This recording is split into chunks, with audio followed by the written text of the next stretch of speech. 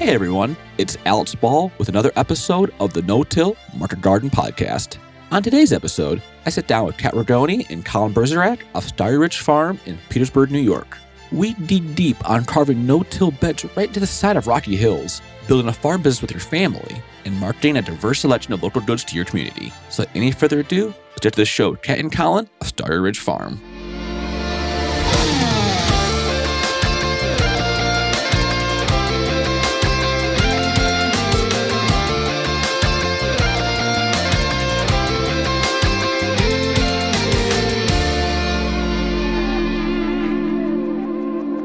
Today's episode of the No-Till Market Garden Podcast is brought to you by the Marbleseed Organic Farming Conference. All right, everyone, important public service announcement. I know some of you are already making plans for how you'll spend the winter, ordering tools, researching seeds, projecting crops. It's also a great time to gather with other farmers to share knowledge and skills. This February, join thousands of farmers like you from across the U.S. for 3 days of community building and farmer-led learning at the 35th Annual Marbleseed Organic Farming Conference in La Crosse, Wisconsin. Find out more and register at marbleseed.org/conference. That's marbleseed.org/conference. Today's episode is also brought to you by Local Line. Get ahead this year with Local Line. Local Line is the all-in-one sales platform for farmers and food hubs. Increase your sales and streamline your processes with features including e-commerce, inventory management, subscriptions, online payments, and more. Trusted by thousands of farmers around the world, Local Line is the platform that you need to take your farm to the next level. Subscriptions start as low as $39 a month.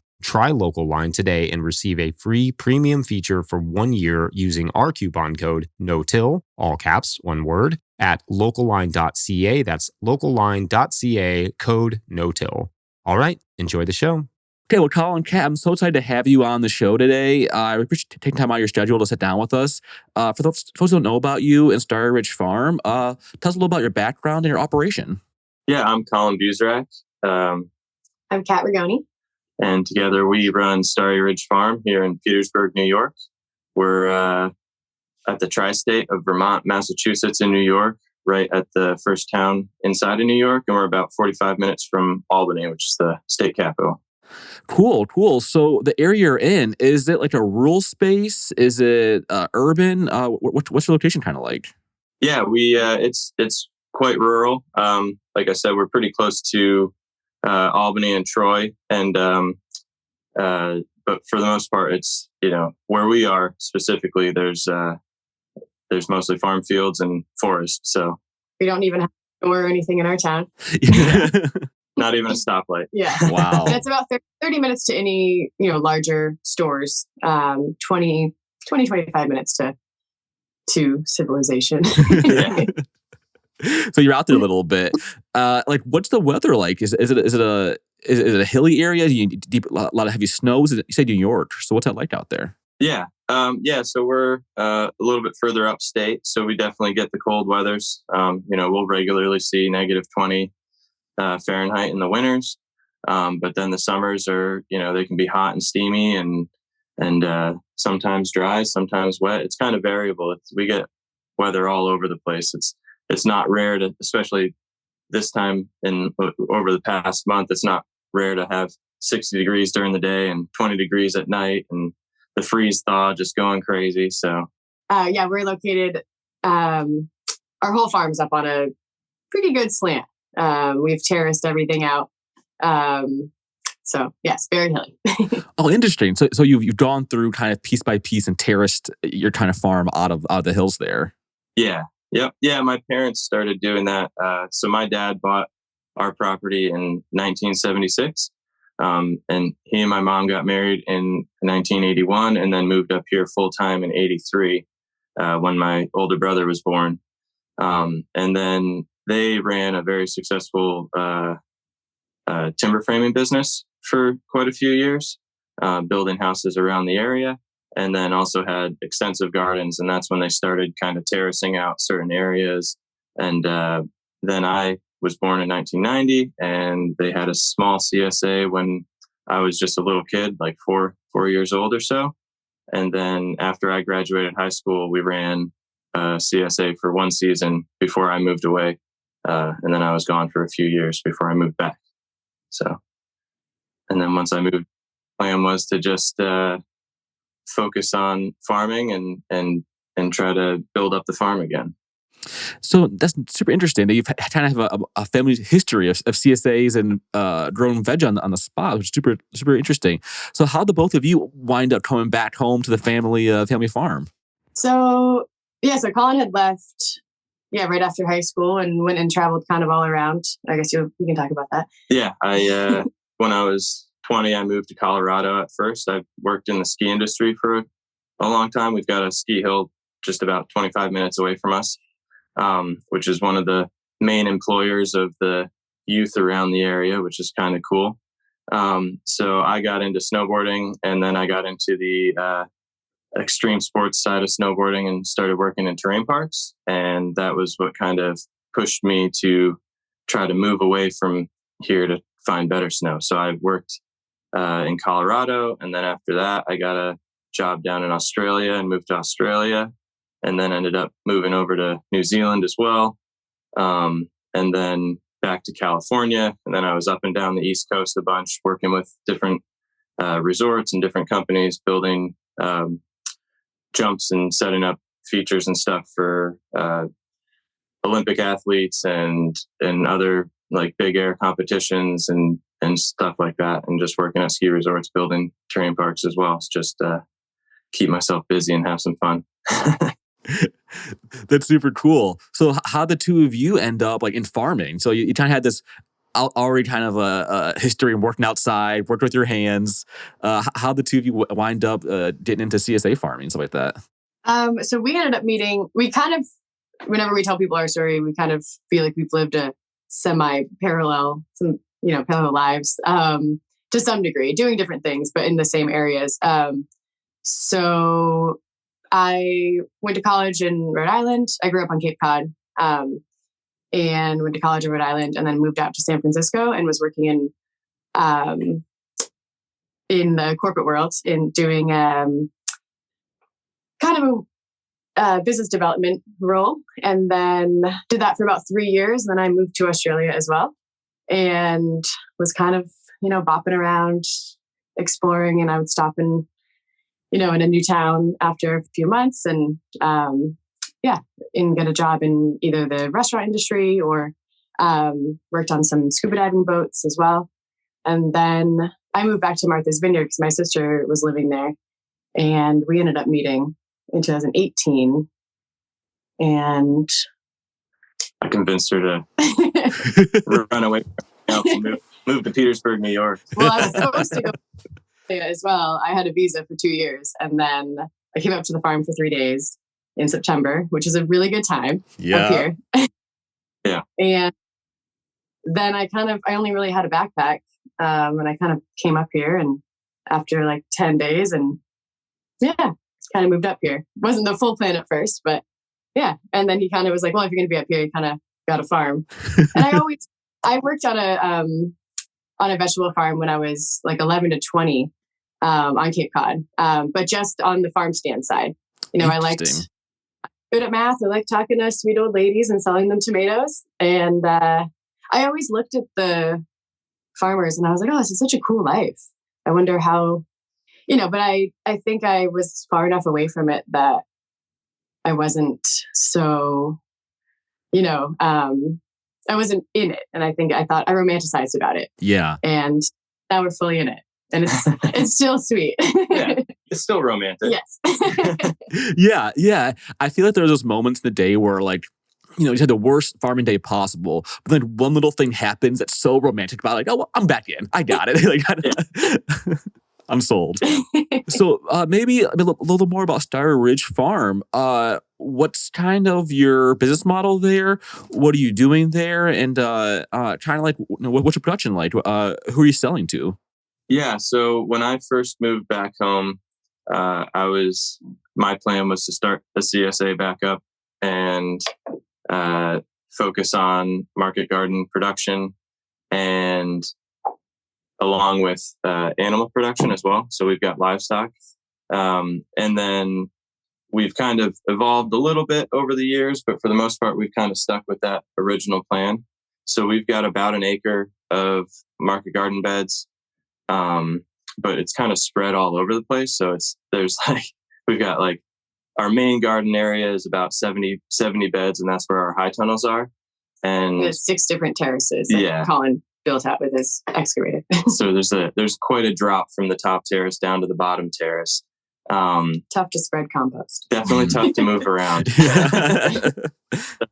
And then we've got 3 other fields that are kind of spread out around the farm in good pockets of soil that we could work. But those are all also terraced for the most part. And they're about 30 beds, 20 beds. When we say beds, they're 30 inches wide, 45 feet long. Okay.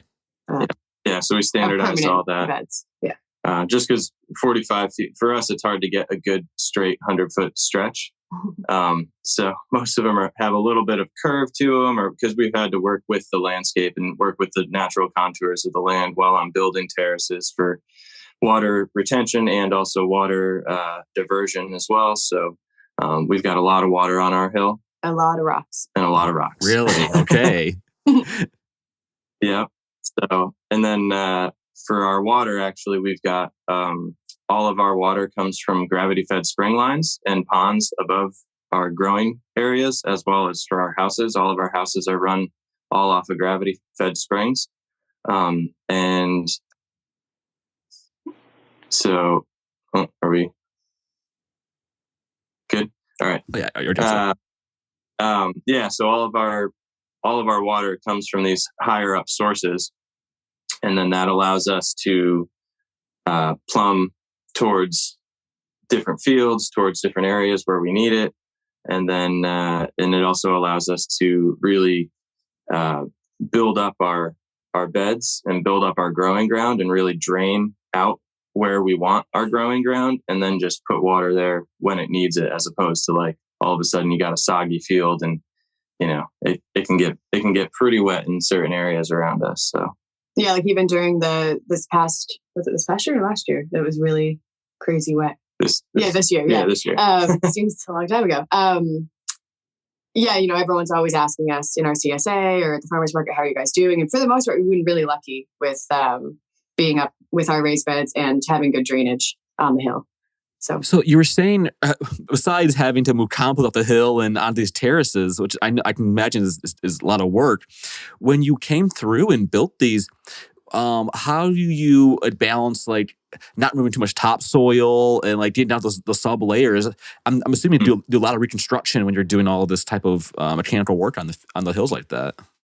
Yeah, absolutely. So, like I was saying, my parents build timber frame homes, and in that, I just grew up, half on the farm and then half on a job site. So throughout the years, I've done a lot of work with earth moving and earthworks. And I also have a carpentry construction business as well as the farm. So Kat's basically on the farm full time. And then I try to be on the farm as much as possible and then pick up jobs as we need extra funding. Yes. He's definitely on the full time. Yeah, as I'm well. definitely on the full time. I basically work 2 full-time jobs in the summer. So, but with that, I've learned, effective ways of working with regrading areas and removing topsoil first, getting the subsoil layers, creating the structure that we want, bringing the topsoil back on. So yeah, there's a lot of that. And fortunately, a good portion of our main garden beds, we haven't had to do a crazy amount because my parents did it 25, 30 years ago. And we've been building up since then. But we did have to do a lot of earthworks we got a NRCS high tunnel grant 2 years ago. And we do not have anywhere that's 30 feet wide that's flat. And 100 feet long. Yeah, and 100 feet long. Yeah, we might have a 30-foot wide flat spot, but it's probably 5 feet long. So we really had to do some earthworks for that. And with that, we, I brought in quite a bit of subsoil and topsoil from around the farm where we could steal it from our barn site, or our barnyard area, which is where we're going to expand our growing ground or our livestock area. And then so bringing up subsoil to build up, and then bringing up topsoil to top dress it. And it's still, unfortunately, it's so hard to get it without mixing. So kind of the plan is we got the base set, and then from here on, it's just adding organics and adding cover crops and nutrients as we need to, and going from there. Totally. Yeah. I feel like we had the same thing at our own site too. We were originally in a really wet, low area. In those first few years, you're just like doing kind of like destructive repair work where you have to make things like kind of worse so that you can make a foundation to then build off on top of that.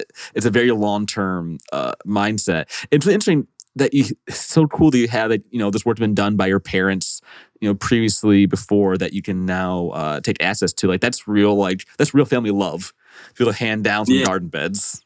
Yeah. It's super cool. And my parents are, they're amazing. They've worked so hard to build up the farm and to build the houses on our property and just get things where they are. And it was, as a kid, it was early mornings. They were up and going, and late nights they'd get back from job sites or out of wherever they were working. And so, watching the dedication and the care go into the land that they've shown over the years is really what drew me back to moving back here, and has kind of formed the way that I see the future of our business and the future of our farm going. So yeah, it would be nothing without them, and fortunately they were of sound mind and wanted the best for the earth and for our family. So that's fantastic.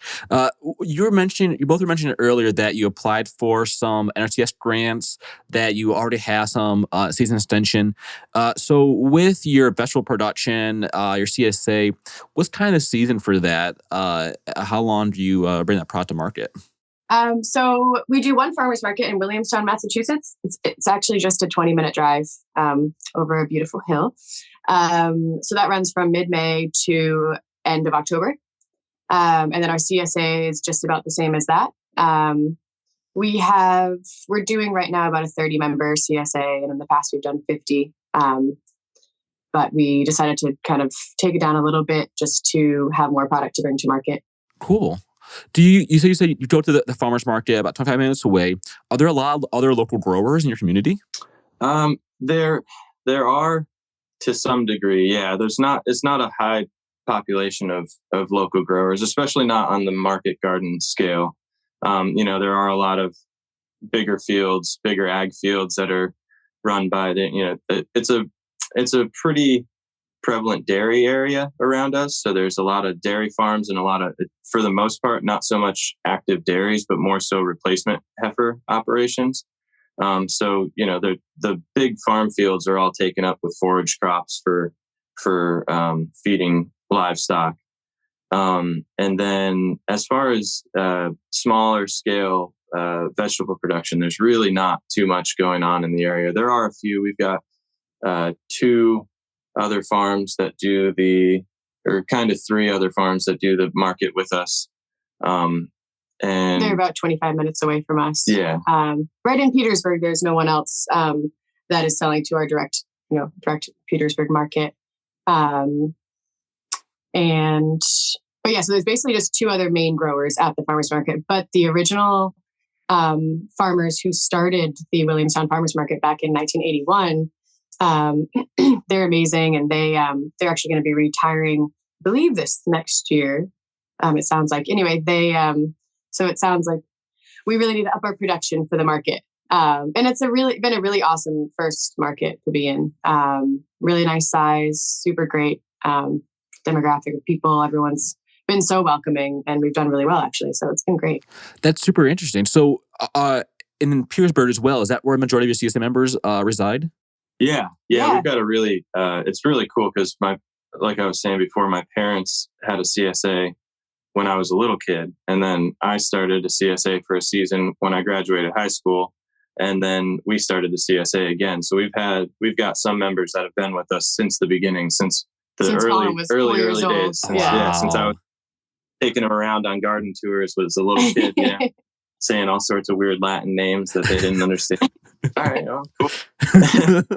Some pretty OG veterans of the CSA world in Petersburg. So, and the local community here is really, really cool. It's a really diverse mix of some really cool people, and there's not a lot going on, but there's so many awesome characters tucked into the hillsides around here. So, and it was really cool. The first year, I think we started out with like 22 members, and there were 6 members who, and it's not like we're in an urban area at all. We say our neighbors are half a mile down the road, but we had 6 members who could and did walk to pick up their CSA.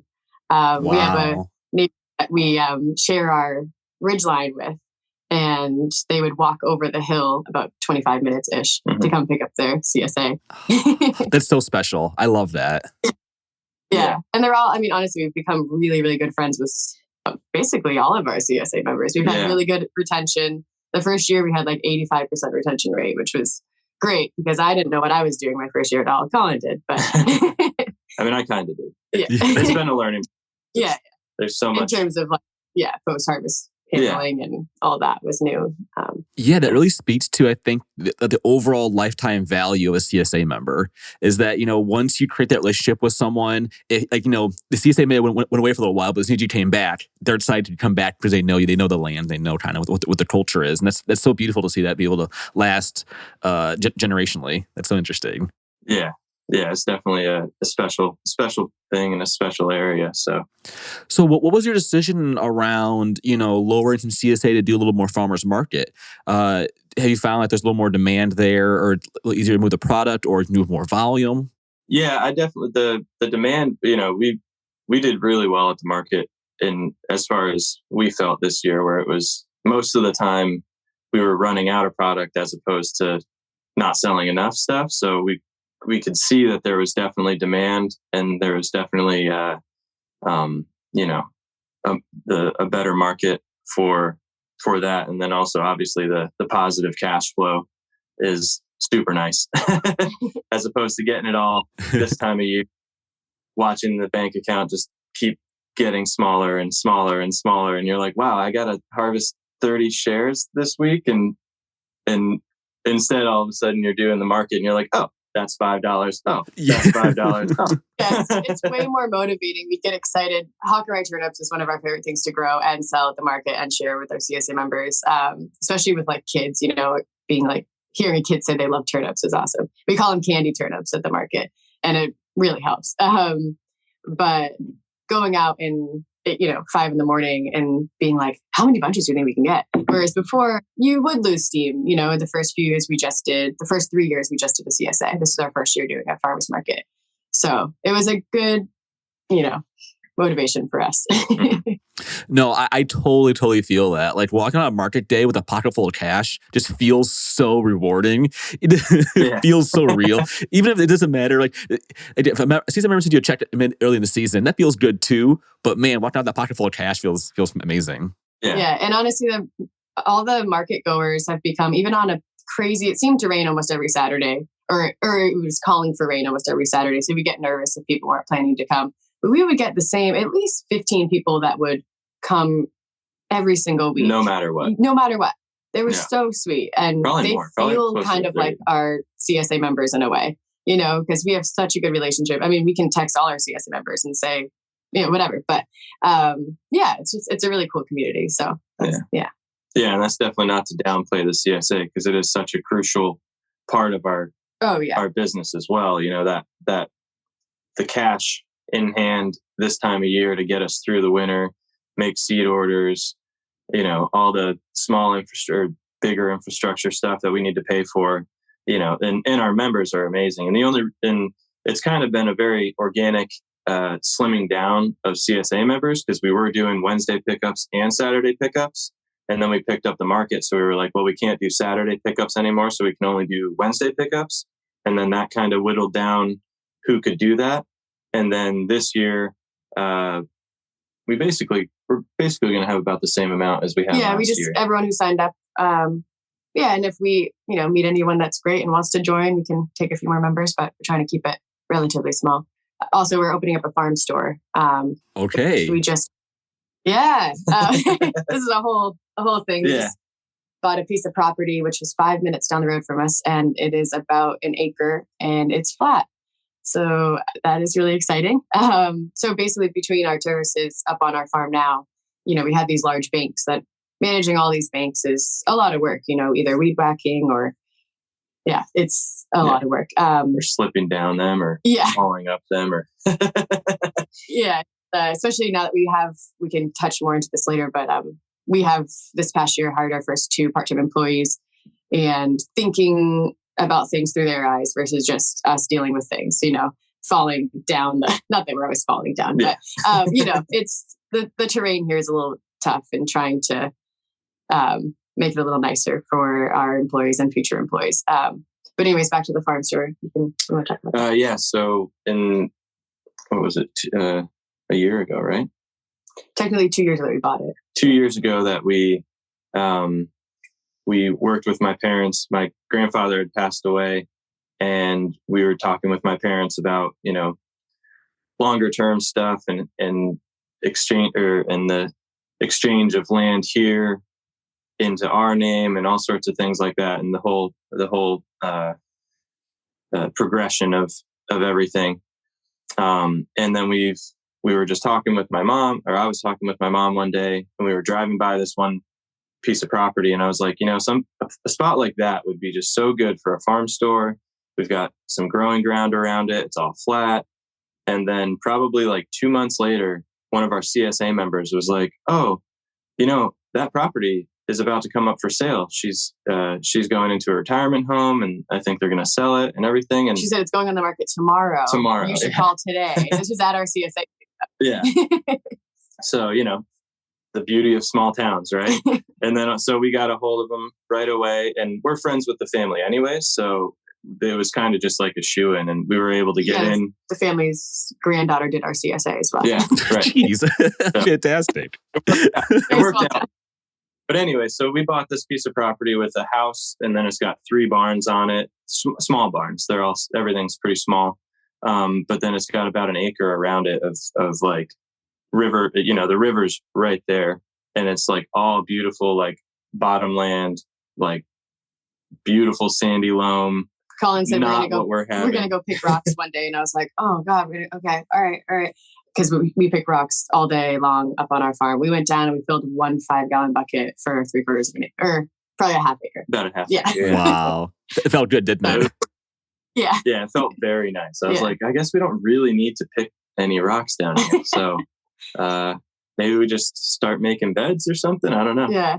So there's 3 barns and we're going to be renovating one of the barns for a farm store. The other barn, they're right next to each other with like 18 feet or about 15 feet 15 to 18 feet between them. The other one will be for cool storage. We'll have 2 different walk-in coolers, cool bots, which we have bought in the past. We have a couple of cool bots laying around. We just haven't had the right spot to actually build out the cool storage. And then the one next, the 3rd barn will be for our sort of wash pack area and wash pack tool storage space. So it'd be really nice to have everything right from the fields. We'd have things on wheels. Along with that, since this property is right on the main road in our town, which is Route 22, which actually runs all the way down to Manhattan. And it's one of the main like thoroughfares from lower state people to go up into like Vermont for skiing in the winter. And like leaf peeping. And leaf peeping, it sees a ton of traffic. Yeah. There's just a ton of traffic going by. And that was kind of the original reason why my mom and I were talking about that property, was like, well, this is just such a perfect spot. And then in the future, we'd really like to build a commercial kitchen and have the cafe, the farm to table cafe kind of idea going on, or at least be able to have the commercial kitchen for value added products as well. But yeah, I guess back to kind of how it all came about. After my grandfather had passed away, we were talking with my mom, and then my parents very, very, very graciously allowed us to take a loan out through them as opposed to going through anything else. We had tried a few times to go through with a bank, and both of our we don't have credit. Yeah. Up to this point, we had gotten by with never needing, I had gotten by with never needing a credit card. And then the only time I've ever taken out a big loan was to purchase an excavator for my carpentry and construction business. But that was through an independent, it was through John Deere Financial. So they don't report to the credit bureau. So I'm like, $60,000 later, I still got zero credit. like, oh man, that's a bummer.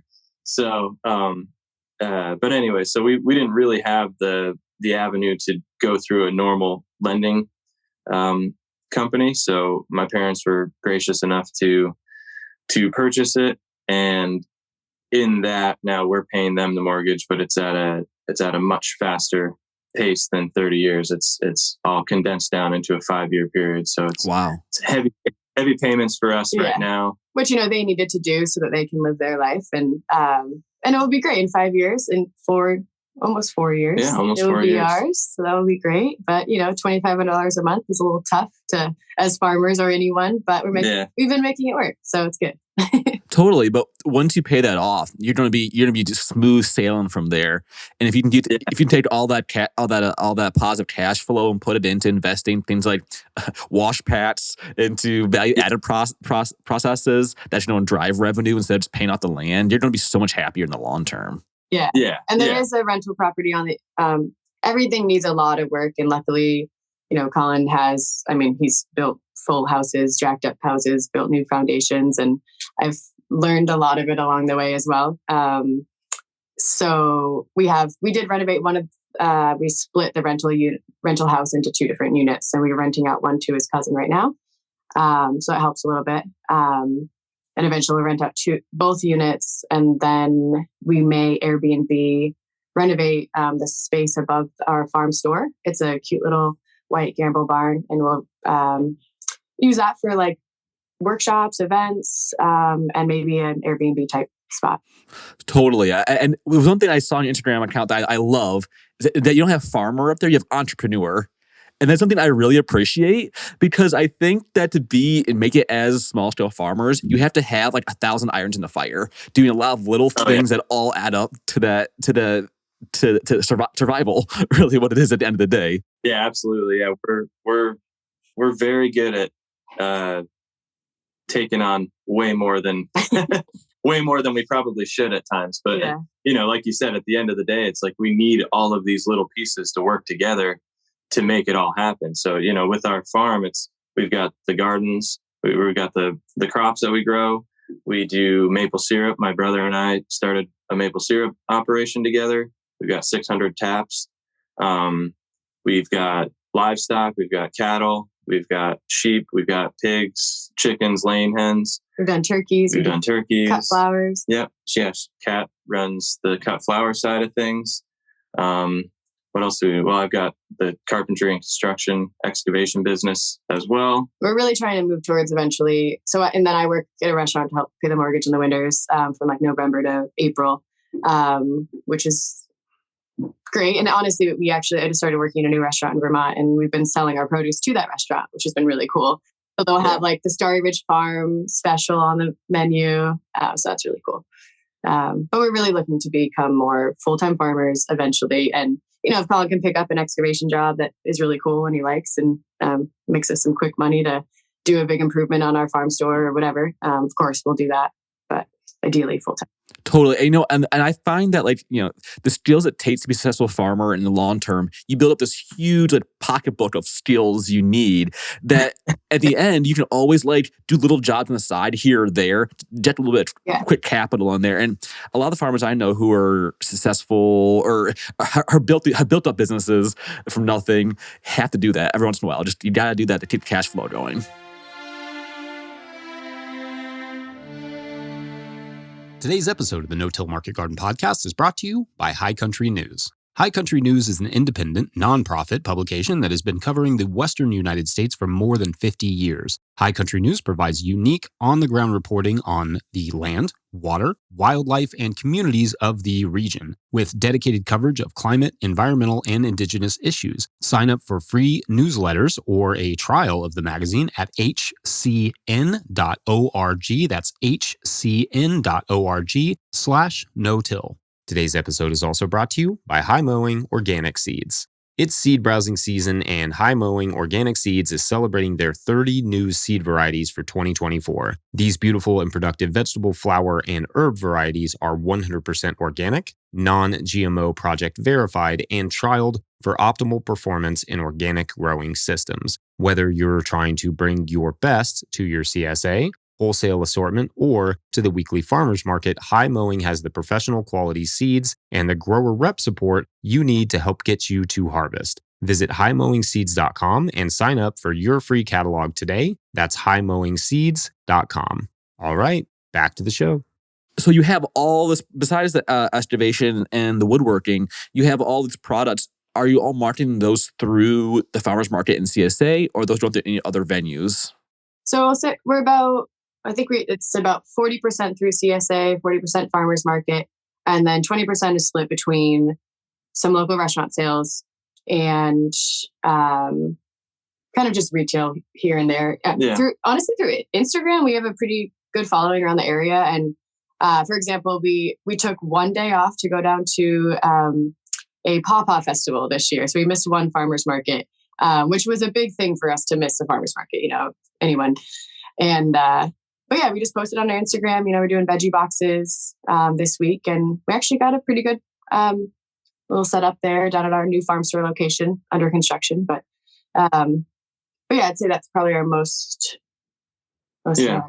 And for like the maple syrup and meat and eggs and stuff like that, we basically can just get rid of all of that to friends, family, and CSA members. Yeah, a lot of the CSA members want to support all of the ventures that we're on. So, most people get...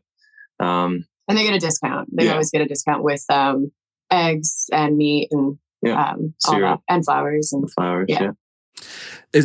I keep hearing over and over again, it's like the power of being ingrained in a community, that being able to leverage that over and over again. It sounds like it's really allowing you to get a lot of work done out there. Yeah, we actually started this a harvest festival back in 2019, the Petersburg Harvest Festival. This is before I even moved up here full time. Kolin was living up here. I was a little weary about moving to a tiny town, and he's like, "Well, I'll start a harvest festival for you." So we started that, and it started out super small, and just had a few of our friends bring some of their products, and had live music, a cool bluegrass band from around the area. Anyway, and now this was our 4th year doing it. We missed 1 year in 2020, but so that's been a really cool aspect of bringing the community together as well. We now have I think up to 15 vendors who come every year, and it'll be really great for our farm store too, because we have these built-in relationships already who are our really good friends, and so we'll be selling all their products at our farm store too. Especially the shelf stable ones will be nice just to fill the shelves, and and utilize stuff that can sometimes not necessarily go to waste, because that's the beauty of having animals, is anything that doesn't get used or whatever goes to them. But it would be nice to be able to have one more step in between the field to the animals, and have field to process food to animals before it gets to the animals, or get a few extra dollars out of it that way, No, I'm gonna have to come do another interview and come to your farm stand or farm store when it's finished. I'm really excited to see that. That sounds really interesting. Yeah, definitely. Yeah, it's definitely been a long time coming. We were really hoping to get up and running this year, and but we have to redo both of the foundations on both barns. And it was honestly just so wet this year that it was so hard that anytime we could actually be out in the fields and be outside. We were really on the farm versus doing that construction. But this is going to be our year. It's our 5th year, going into our 5th growing season, and so we'll get it up and running to some degree. Nice. So you mentioned it earlier that you hired your very first 2 part-time employees. So you also said Kathy are on there full time, and Colin's also there full time on the side as well. How do you make the farm work, and how's that going having your first employees? So I guess we really had our first legit one part-time employee, and she was working 2 days a week, about 8 hours a day, so about 16 hours a week. And that was great. It was really great learning how to manage our time a little bit better. I mean, we're always working, can always do more in each day, but, and kind of, well, yeah. And then we did have one other part-time employee. It was a little bit more of a work trade at first through the CSA. And then, well, you can talk about your brother. Yeah. So coming into this year, we're going to be hiring my brother on. He helps a lot with everything. So he just bought a piece of property about a mile up the road from us. So he's going to be, and he helps me. Like I said, he and I started the maple syrup operation together, and he helps me with a lot of the livestock stuff and all the animal things. He not day to day necessarily, but with the bigger setting up fences, building the barn, and things along those lines. He's been super helpful with that. And then he's also my main employee for anything off the farm, all the off the farm work he and I do together. So that keeps both of us rolling. He was an arborist as well, and he's worked in HVAC. I mean, between Kolin and Dave, they both kind of literally can do anything from the ground up. We always say, I wonder how people, run a farm if they aren't also a carpenter. I mean, it's, yeah. No, I totally agree with you. I feel like the first 5 years of my getting into farming was learning a different skill. Like 1 year is my electrical season. I'm learning about electrical work, and 1 year was about woodwork. And it's a little bit every season. Now I need to become a welder. Yeah. Yes, exactly. Right now I'm getting HVAC stuff. It's like, okay, yeah, I gotta learn this now. Yeah. Right. Jeez. Yeah. So you were setting up your cooler trailer, right? Yes. Yeah. Moving a split AC unit. So I'm learning how to work with refrigerant and all that scary stuff. Yeah. Yeah. You're always trying to figure out, weighing how much should I go in and learn and how much should I just outsource? Yeah. That's a big thing that we're trying to figure out. Yeah, you hit the nail right on the head. I think that's, especially for small farms going forward, that's going to be a decision. It's like, can I do this myself, or does it make more economic sense to pay somebody to do these things for me? Yeah, if you are really capable, like if you have learned, Kolin grew up doing all these things, and it's sometimes really hard to say, I'm going to have someone else do it, especially if we don't have a lot of, capital. So yeah. And it's funny, even beyond tasks, with this last few years, we've started buying in more transplants because we have so many other growers around us. And I'm like, well, it's going to cost me, increase our budget on transplants and seed maybe 30%. But then how much labor was tied up in producing that transplant, and the risk was so much higher. So, you got to balance that out constantly. What's worth it and what's available to you locally. Yeah. And if your setup isn't awesome in your prop house, is it more beneficial to go that route, which we have transitioned everything this year in terms of our propagation. We're building a whole new prop house. So really interesting. Are you doing the larger or automated? What's kind of the change you're going towards? Yeah, larger and automated. Basically, the last bunch of years, we've been able to. We've got the house that I grew up in is where Kat and I live, and then the house that my parents had been building and still are building for most of my life. That's where they live, and it's kind of split into two separate houses, kind of with a breezeway in between. So we were able to use a sunroom in the one house for all of our seed starting. I mean, that really just changed the game because it was constant temperature and never freezing, and didn't have to really do anything to make sure that that nothing died from cold exposure. But it's hard to work around my parents trying to do their tasks and us, taking care of mostly Kat. Kat does a lot of the seed starting and propagation. And also work. It was the infrastructure of buying all the racks. So we have, the classic 48-inch wide. There's 4 or 5 racks if you count the top.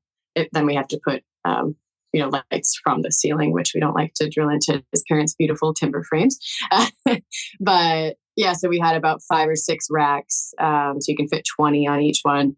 But the thing is, it was so much time. Kolin and his brother would be down doing maple syrup, and I'd be up starting all the seeds. Kolin helps with the seeds, and I help with maple syrup too, but for the most part.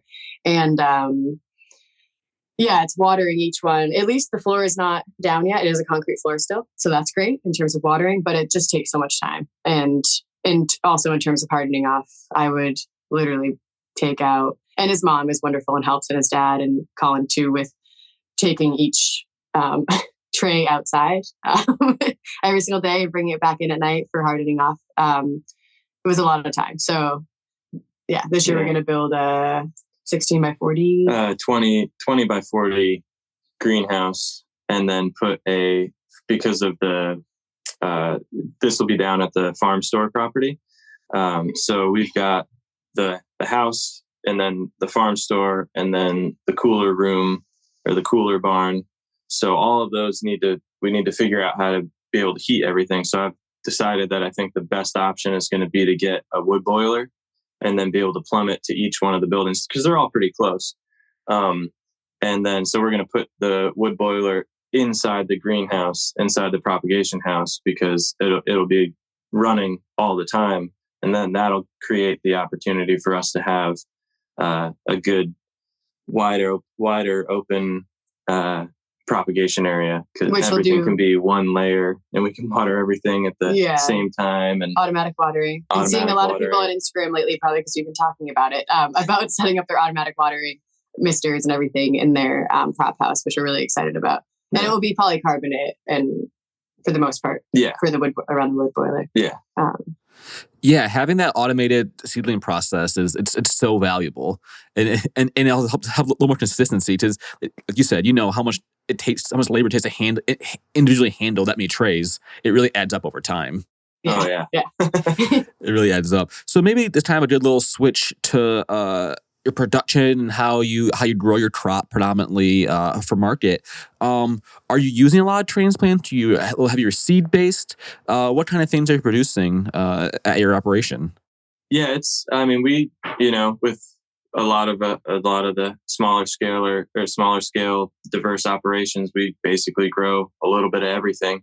Especially with the CSA, it's hard to focus on just one crop or a couple crops like you can with restaurants or a market, where you can kind of be like the salad guy or be the roots guy or whatever it is. Or,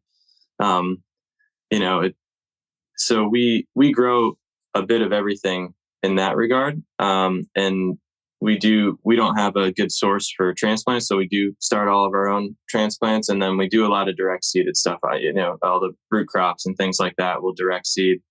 And then all of our beds, like Kat was saying before, they're all 30-inch wide, 45-foot long, 18-inch pathways. 18-inch pathways. We went a little bit wider on the pathways just to give us a little extra moving room. They're raised about 6-ish inches. Yeah, that's actually helped out a lot with actually having raised up growing beds and deeper pathways for us, because there is so much water. And we can, there will be times when we'll get 2 inches of rain over the course of a day out here. And there's a ton of flooding in Vermont, and even around our area, there was so much flooding this last year. And we never had any issues with it. Even we didn't even really have any crops. Our lettuce got a little soggy, but, and a little rotten, but yeah, we do everything with organic practices. We're not certified organic yet, but we'd like to in the future. Especially with the farm store. Yeah, especially with the farm store. But everything, but it's hard to find, because our area is not really, like, there's a lot of production going on, but it's not all focused on like the market garden kind of idea. So it's really hard to find good compost. And getting good compost from, even though we are so close to Vermont, like Vermont compost and stuff, it's still a little bit cost prohibitive with the amount that we need.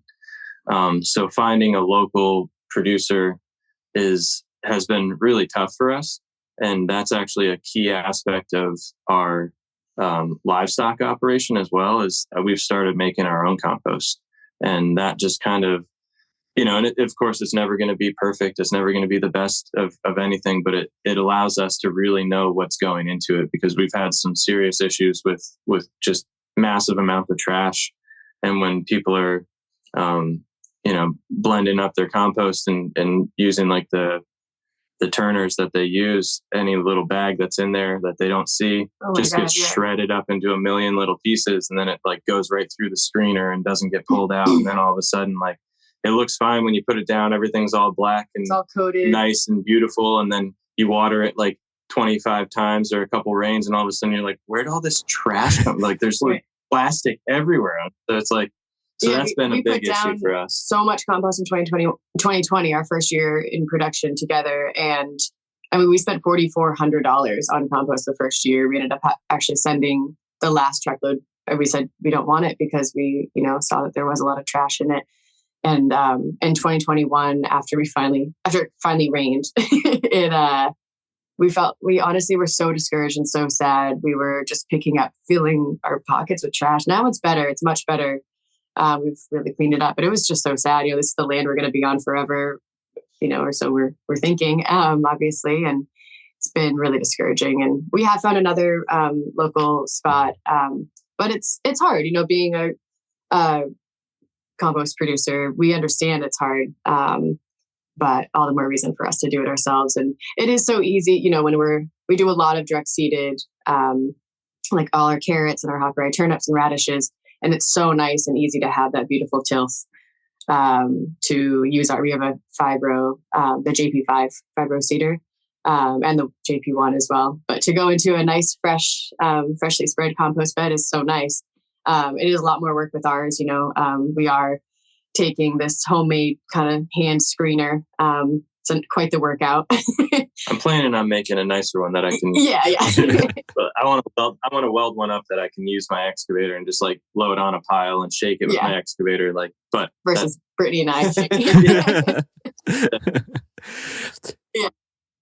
But yeah, so our compost is obviously much more coarse than a lot of the stuff you'll buy, and we do buy in our starting mix and stuff like that because that's just which we have a good source for. Yeah, we do have a good source for that.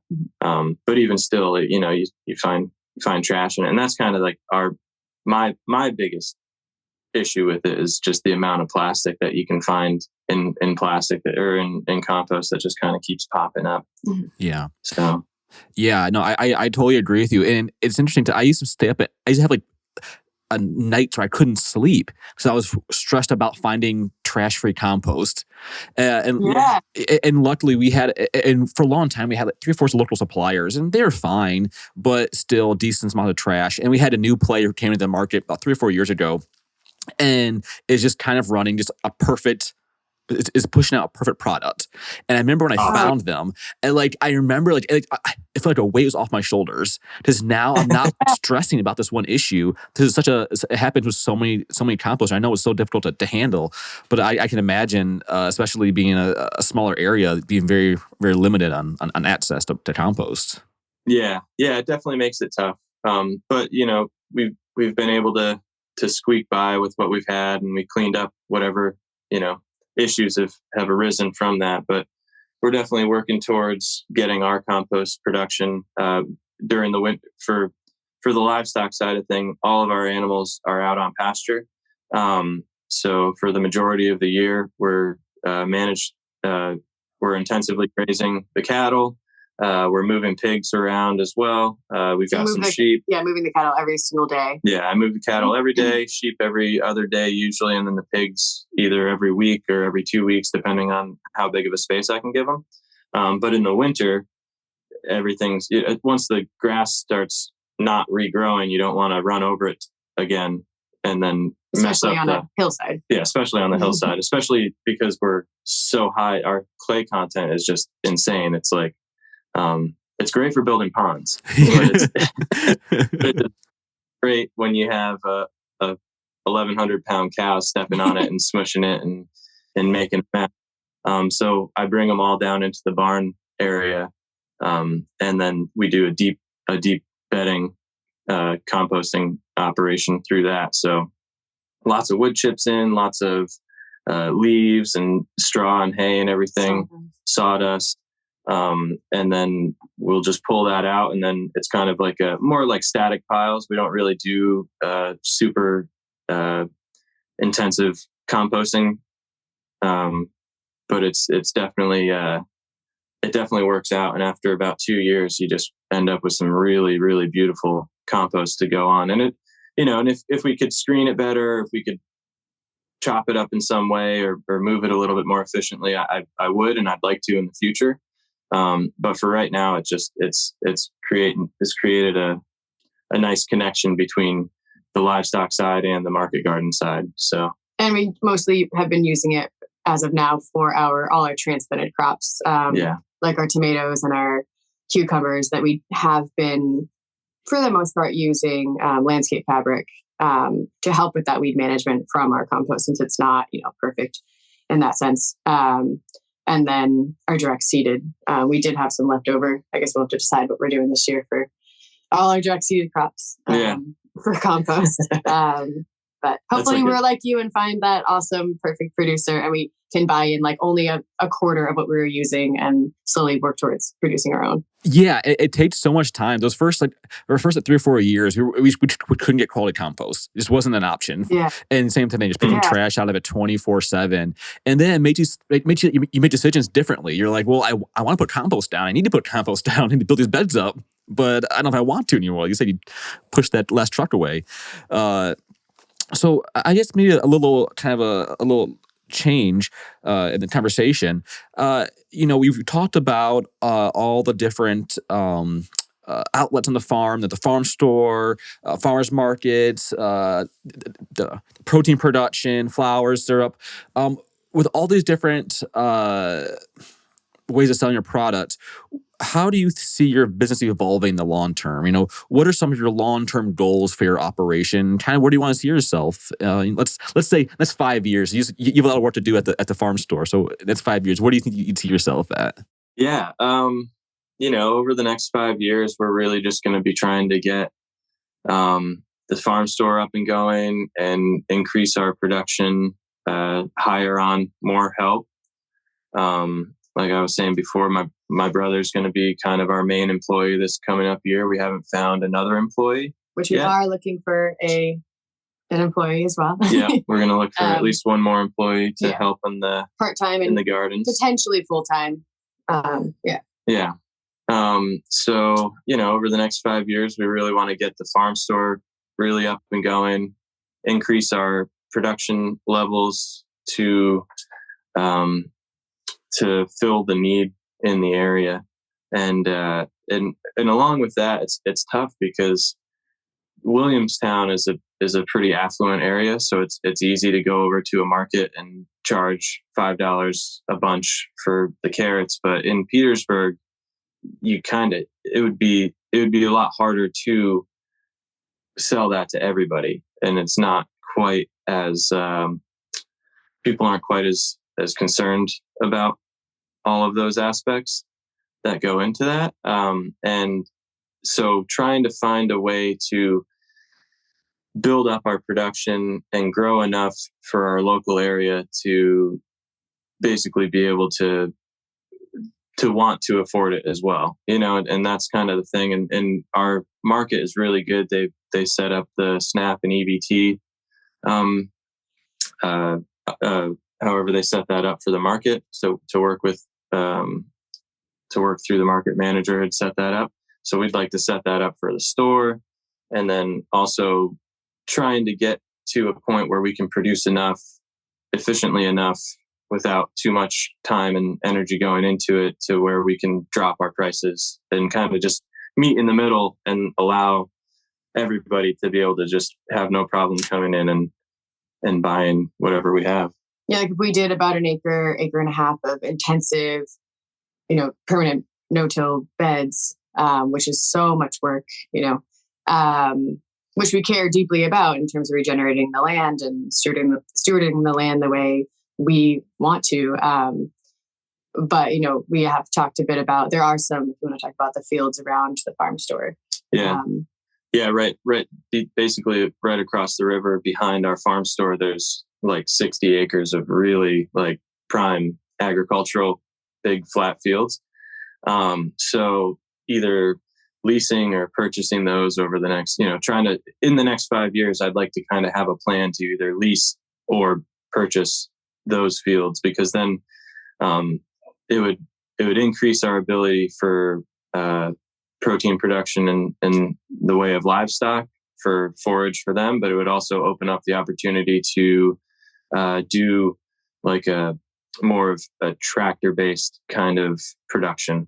Maintaining our farm now, especially around our farm store, with the about acre of no-till permanent beds, and then mixing it with that. Yeah. And then being able to just do bigger crops on bigger areas with, mindful tillage, and obviously keeping the soil's health in focus, obviously, but allowing me to just focus on certain aspects of growing bigger crops on bigger areas for way cheaper, because I can just do basically all the work I need to on a tractor. Or obviously what I'd really like to do is with draft animals, because I love having animals around the farm, and I think it's so important. And I haven't really ever had the chance to work too much with draft animals, but I've always, both my brother and I are very, very dedicated to getting draft horses in the next few years. So okay, then I'll have to stop by sometime then see that. I'd love to one day see that. That sounds fantastic. Yeah, well, hopefully in the next 5 years, right? Exactly. Yeah, it sounds like your goal is to try to make that project just a little more accessible, which I think is for any local food product, if you can just make it a little more accessible, not even lower price always, just maintain price. Make it more, accept EBT, foods, whatever your anything else you can add locally. You can really try to tap to a real untapped market of people who probably are excited about a fresh local product but haven't been marketed to previously. We want everyone in town to be able to come to our store. We really want it to be a kind of one-stop shop. We have a local organic woman-owned dairy right down the road. We'll have her yogurt and cheese and milk, and then we have one of our really good friends is a baker. One of our other really good friends owns a coffee shop, so we'll have his coffee there, and then our meat, and then we'll have. So yeah, we want it to be, and also buying in some local grains. We have tried some, and we want to get more into our own for ourselves and our family here, and his parents and brothers' families, to growing our own grains as well. Well, hey, I guess in 5 years, I'll be back. We'll have you back on in 5 years then. I want to see where you're at then. Yeah, absolutely. I'll have to do it. Okay, so we're going to wrap up the show with 2 final questions. Second to last question is, what's on your farmer heart? It's an open platform to just share anything that's been weighing on you, something that you feel needs to be shared with others. So is there anything that you want to talk about? I think, a big thing with farming is it's hard to get into, and so much, especially all farming, but, especially the market garden side of things, there's so much care and so much dedication that goes into the soil and into the land.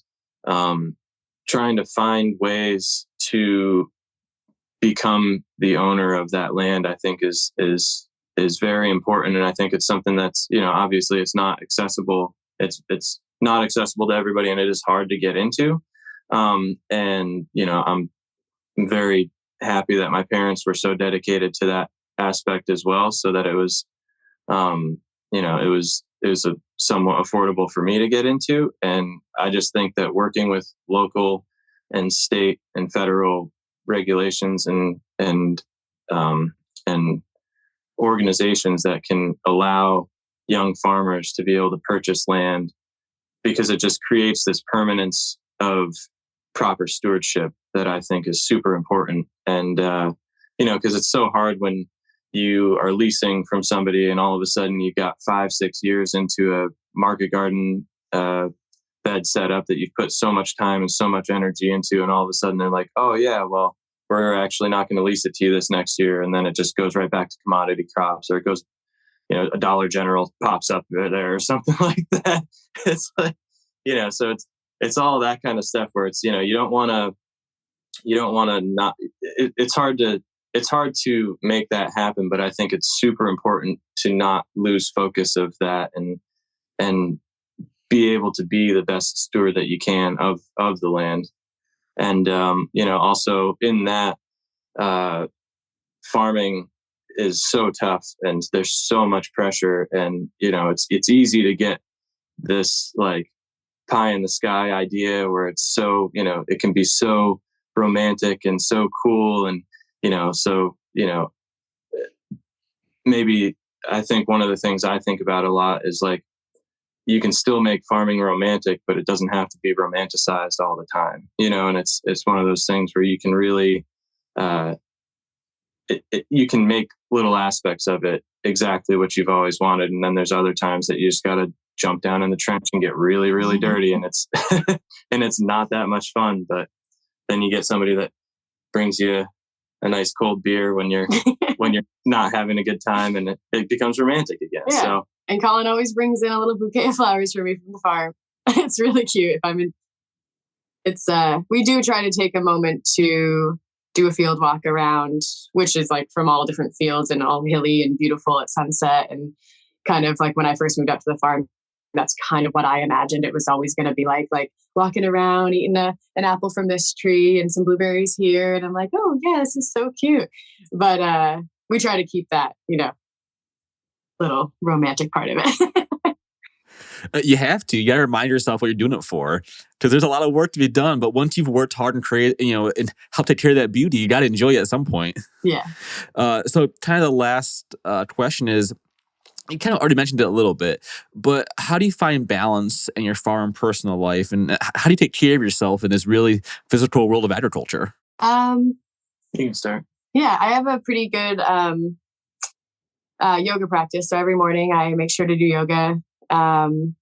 Just, at the farm. In the winter, I can actually go to a yoga class sometimes, but wouldn't have time for that in the season. But yeah, making sure to do yoga on our beautiful deck. We have a beautiful view of the hills out to the east. And so sunrise is always really beautiful.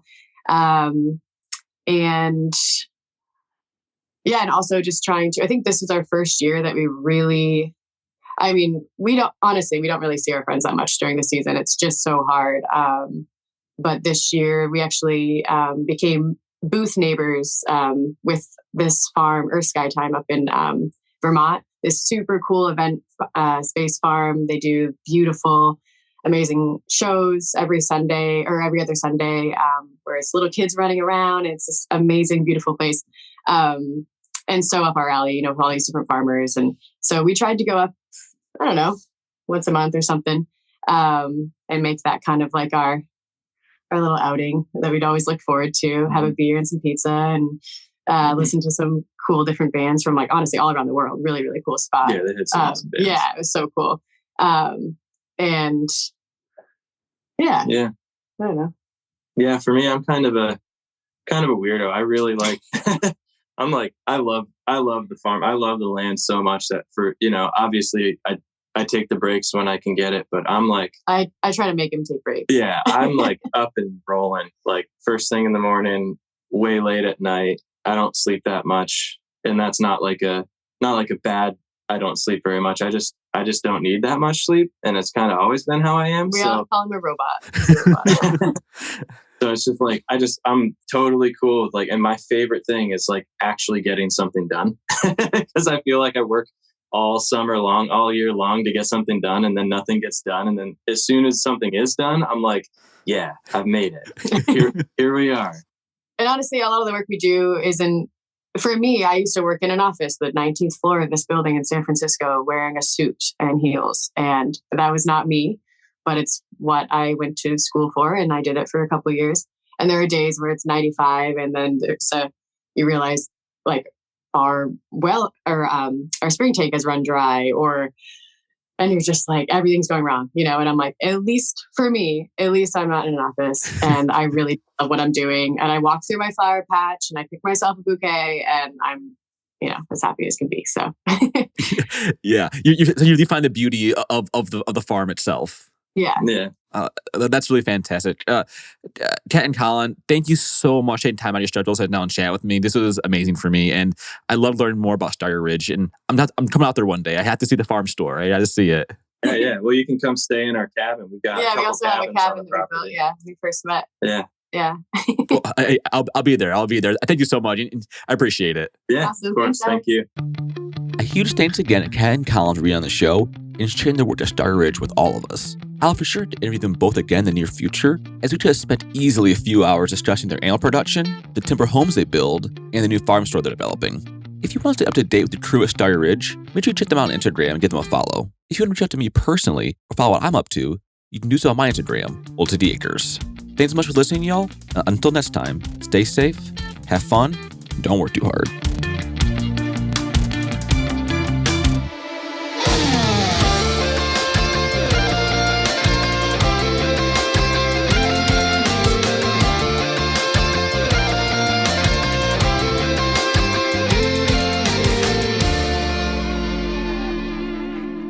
All right. I hope you enjoyed that episode. Real quick, some things that we have going on. First, Hannah and I announced our on-farm no-till field days for 2024 here at Rough Draft Farmstead. Details will be in the description, but because space is limited, tickets are limited, so don't wait too long on all that. In the more immediate, I am super excited to be doing a Nerdy Farmer Jesse workshop in mid-February with Dallas inner city growers. Check the show notes for details on that particular event. I don't get to Texas that often, so please come hang. That'll be fun.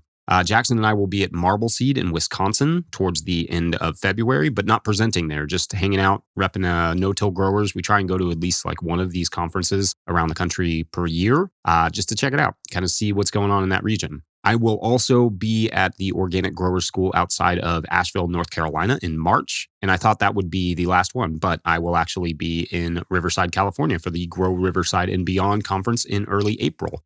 So that should be a blast. All the links for those will be in the show notes, and also linked in the show notes is our shop where you can find my book, The Living Soil Handbook, and hats and other merch. Those things help to support our work. So when you get them from no-tillgrowers.com, that just goes into making you more podcasts and more videos and all the things. Alternatively, you can join the hundreds of donors who support us through patreon.com/no-tillgrowers and who not only get a bunch of discounts from various companies on seeds and footwear and all sorts of other goodies, but also discounts on things like the farm tours here at my home farm. You can use the same discount code there. So not only can you support our work, but get a sweet bonus in the process. But that Patreon page is the absolute lifeblood of our work. And at a certain level, or if you just bump up from one level to another, you get a shout out on the show. So big shout outs this week to Vanessa Rower, Charlie Lingoria, Patrick Chiorochi of Ridgeview Farm, James Whitfield, Folk Life Farm, Michelle Shackelford, Bob Kilmick, Brian Newton, Tyler Rollins,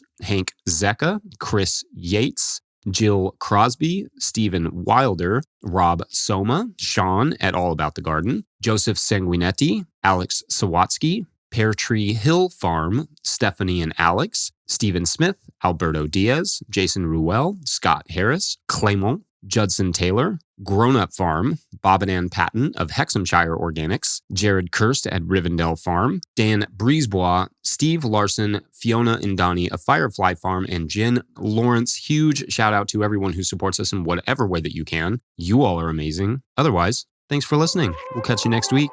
Bye.